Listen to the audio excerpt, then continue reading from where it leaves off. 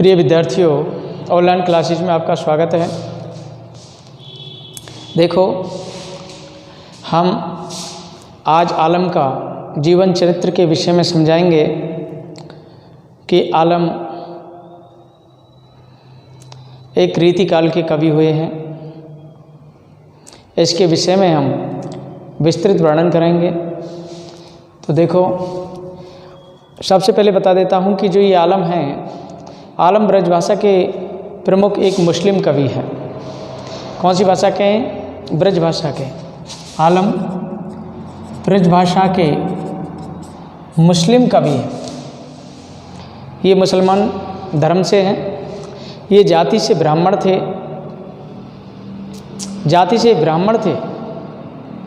और इनका नाम, ये ब्राह्मण होते हुए भी मुस्लिम कवि कैसे बने? एक बार शेख नाम की एक रंगरेजनी थी। उस रंगरेजन को इनकी पगड़ी में कागज पर एक दोहा लिखा हुआ मिला था।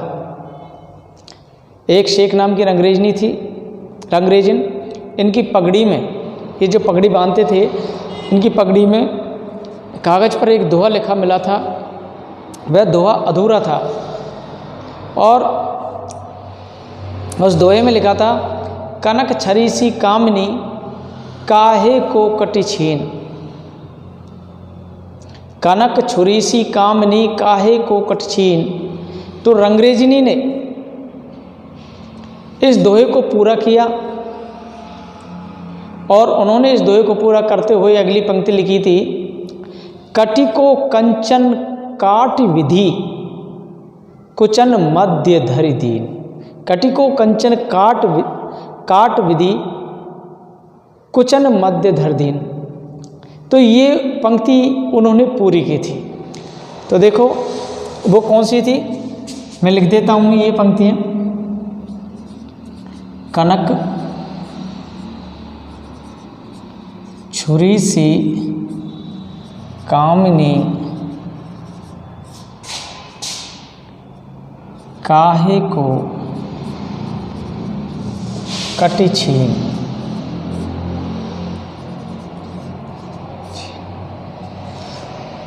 ये आलम की पंक्ति है। इसके बाद रंगरेजन ने इसको पूरा कैसे किया था? कनक छुरी सी कामनी काहे को कट छीन, कटी को कंचन काट विधि। कटी को कंचन काट विधि कुचन मध्य धर दीन।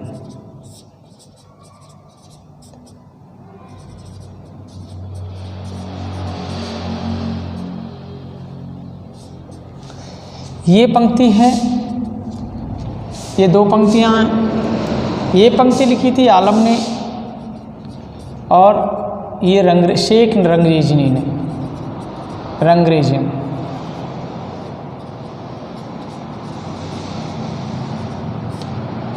ये रंगरेजन है। तो देखो, कनक छुरी सी कामनी काहे को कट छीन, कटिको कंचन काट विधि कुचन मध्य धर दीन। ये पंक्ति उसको पूरी की थी। आलम की पंक्ति को किसने की थी? रंगरेजन ने। तो जब आलम ने इस दोहे की पंक्ति को पढ़ा तो आलम उस मुसलमानी पर रीझ गए थे और उससे निकाह कर लिया था इन्होंने। निकाह मतलब जो हिंदू धर्म में शादी करते हैं, विवाह करते हैं, उसकी क्या है कि ये निकाह कर लिया था उन्होंने हिंदू धर्म से मुस्लिम धर्म में परिवर्तन कर लिया था। तो ये ब्राह्मण से मुसलमान बने थे। इस कारण ये ब्राह्मण से मुसलमान बने थे।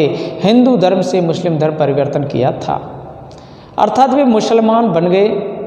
आलम के मुख्यतः 3 ग्रंथ हैं। एक तो है माधवानल कामकंदला, दूसरा है श्याम सनेही और तीसरा है आलम केली। कामकंदला, श्याम सनेही और आलम केली। माधवानल कामकंदला,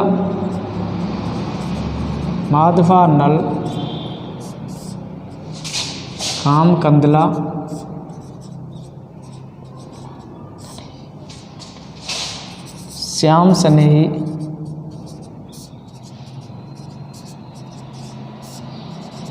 माधवलाल कामकंदला, श्याम सनेई, आलम कीली।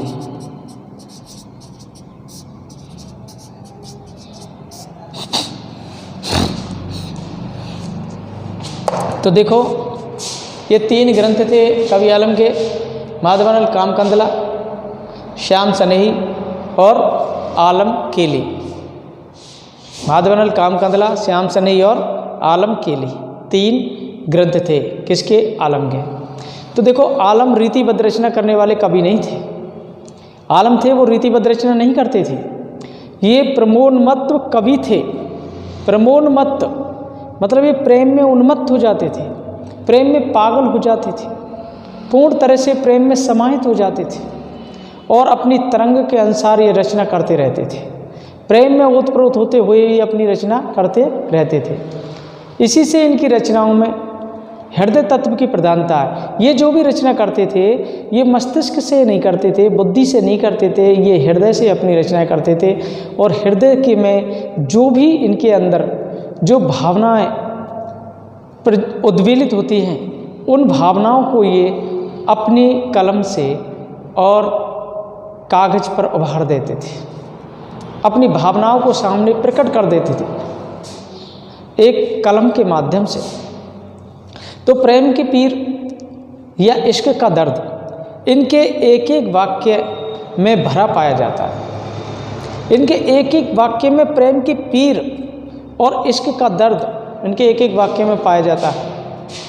देखो श्रृंगार रस की ऐसी उन्मादमयी पंक्तियाँ इनकी रचना में मिलती हैं। श्रृंगार रस की पंक्तियाँ हैं जो इनकी रचना में मिलती हैं।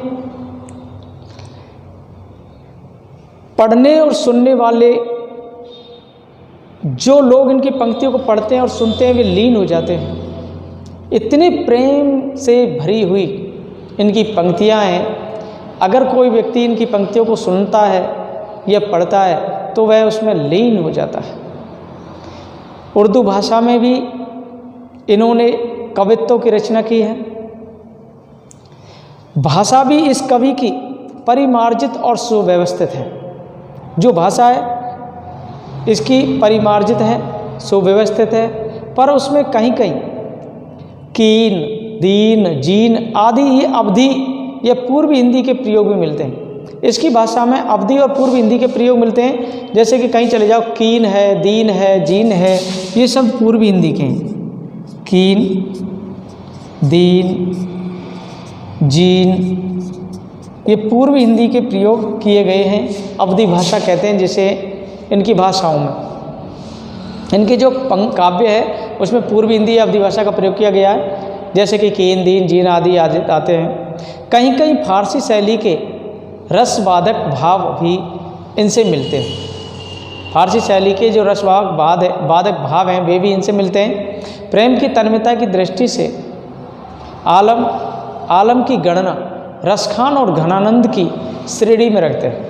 देखो जो कवि आलम हैं वे प्रेम के पीर के कवि कहलाते हैं वैसे, क्योंकि प्रेम में प्रेमोन्मत्त हो जाते हैं ये और तब जाकर के अपनी कविताएं लिखते हैं। तो प्रेम की तन्मयता की दृष्टि से आलम की जो गणना की जाती है वह रसखान और घनानंद की श्रेणी में की जाती है। जिस प्रकार रसखान और घनानंद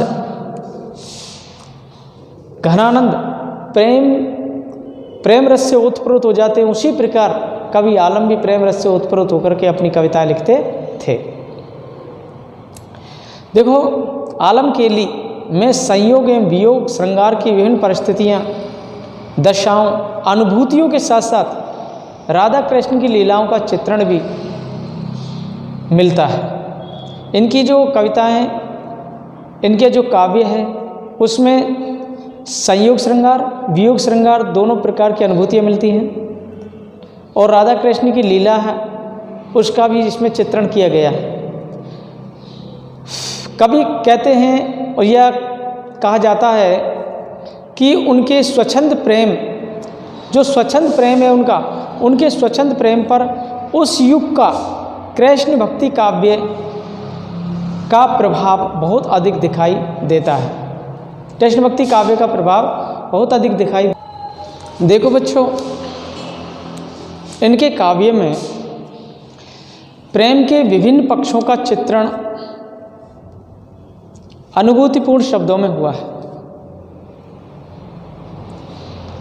प्रेम के जो विभिन्न जो पक्ष हैं उनका जो चित्रण किया गया है एक अनुभूति के आधार पर किया गया है। हृदय की अनुभूति, हृदय में जो भी अनुभूत किए गए हैं उनके आधार पर ही इनका चित्रण किया गया है। और देखो इनकी जो इनकी वैयक्तिक प्रणय गाथा दुखांत में परिणत हो जाने के कारण इनकी विरह वेदना में वह गंभीरता नहीं आ सकी जो इस परंपरा के अन्य कवियों में मिलती है। वो गंभीरता नहीं है जो अन्य कवियों में मिलती है, जैसे घनानंद जैसे कवियों में। अतः इसी परंपरा के अन्य कवियों में भी मिलती है तथा इसमें कहीं कामुकता, अश्लीलता एवं नग्नता के भी दर्शन होते हैं। इनका जो काव्य है आलम का, इसमें कामुकता भी दिखाई देती है, अश्लीलता, नग्नता। कामुकता, अश्लीलता, नग्नता, ये इसमें दिखाई देता है इनके काव्य में। कामुकता, अश्लीलता और नग्नता के दर्शन भी इनके काव्य में होते हैं। देखो फिर भी उसमें पर्याप्त सरसता, प्रभावोत्पादकता है। कवि आलम औरंगजेब के पुत्र मुअज्जम शाह के आश्रित परंपरा के कवि रहे। औरंगजेब के एक पुत्र हुए थे मुअज्जम शाह। कौन से? मुअज्जम शाह।